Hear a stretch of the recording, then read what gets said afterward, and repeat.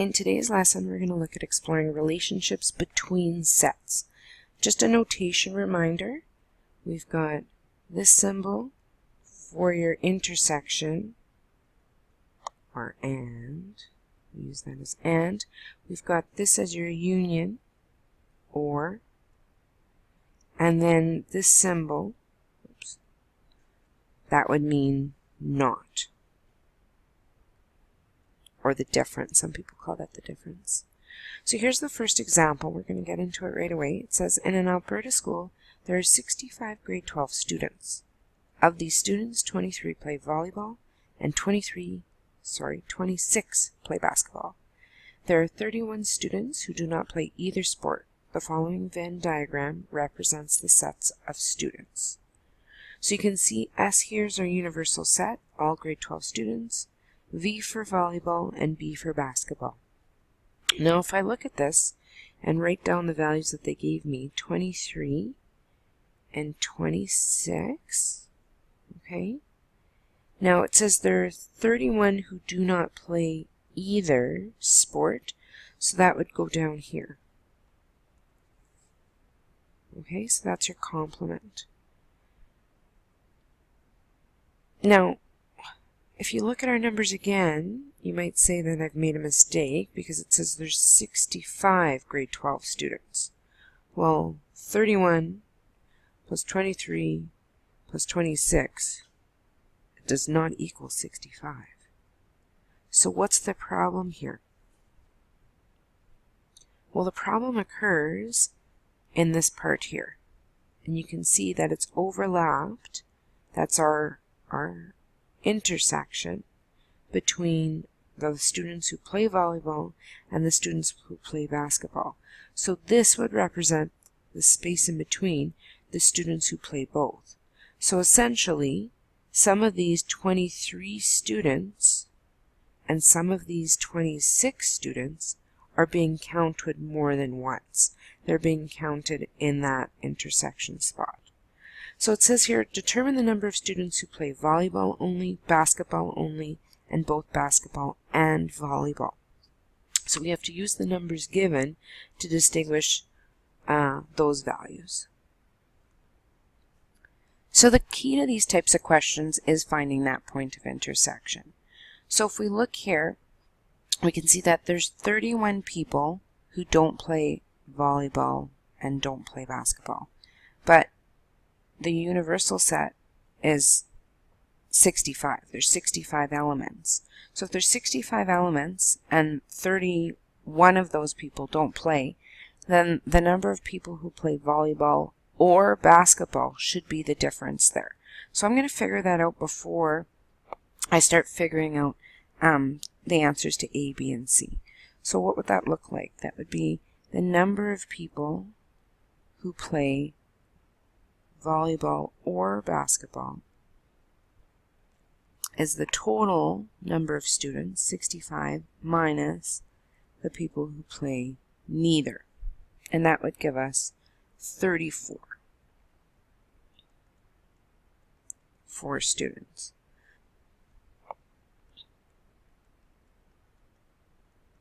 Okay, so 34 students play volleyball or basketball.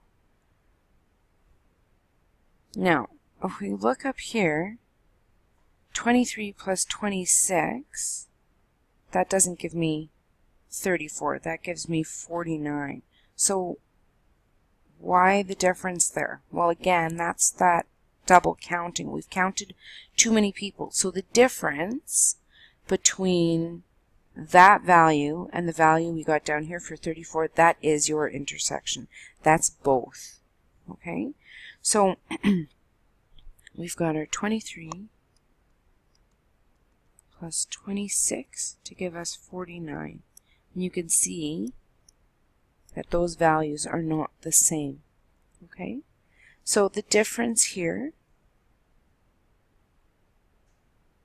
would be the answer to C.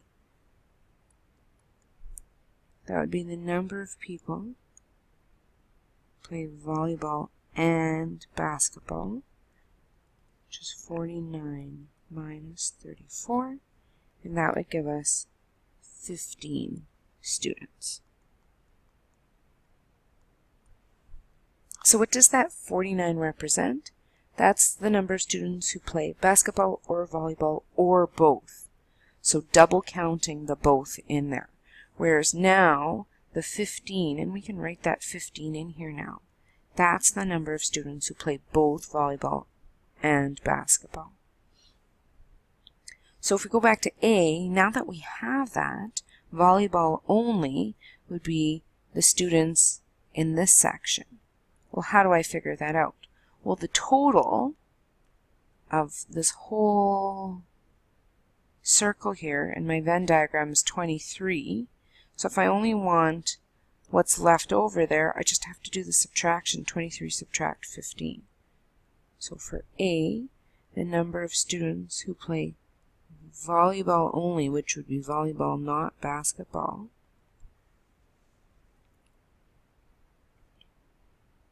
would be 23 minus 50, and that value would be 8. So there's 8 students who play volleyball only. And then you can see the same follows for the people who play basketball only. So the number of students who play basketball, not volleyball, would be 26 now, because we're looking at this up here. So the total 26, and then subtracting out those 15 to give us what's left over.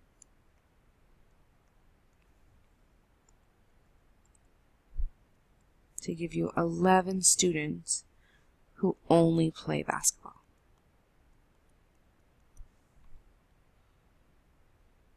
Okay, so you can see where all of that's coming from.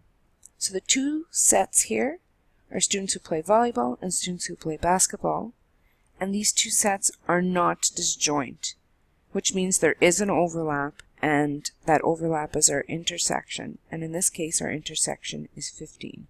Those are the students who play both. If we look at the next page here, make that bigger, we've got a nice summary that comes from our textbook of what we were talking about here. So it says sets that are not disjoint share common elements. Each area of a Venn diagram represents something different. When two non-disjoint sets are represented in a Venn diagram, you can count the elements in both sets by counting the elements in each region of the diagram just once.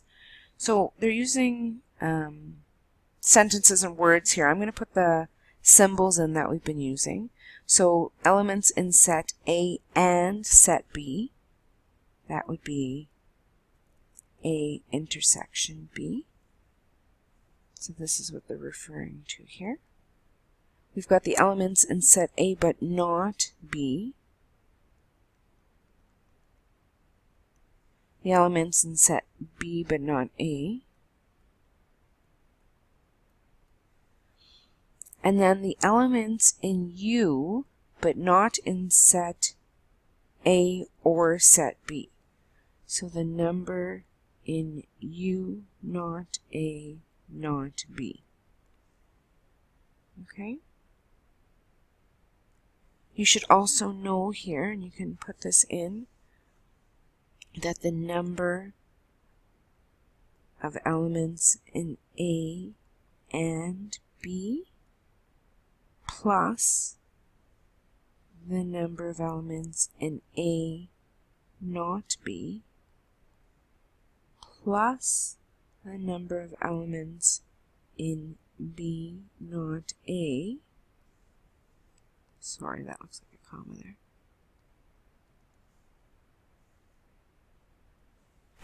Is equal to the number of elements in A or B. So if I were to shade this last part, A or B, that would be, this is what you're adding up, all of this. So the number of elements in A and B plus the number of elements in A not B plus the number of elements in B not A, which gives you the number of elements in A or B. That's the whole thing there. If we look down here, it says need to know each element is a universal set.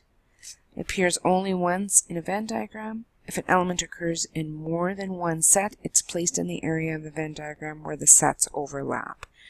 And you can also note that the number of elements in A or B is also equal to the number of elements in A plus the number of elements in B minus the number of elements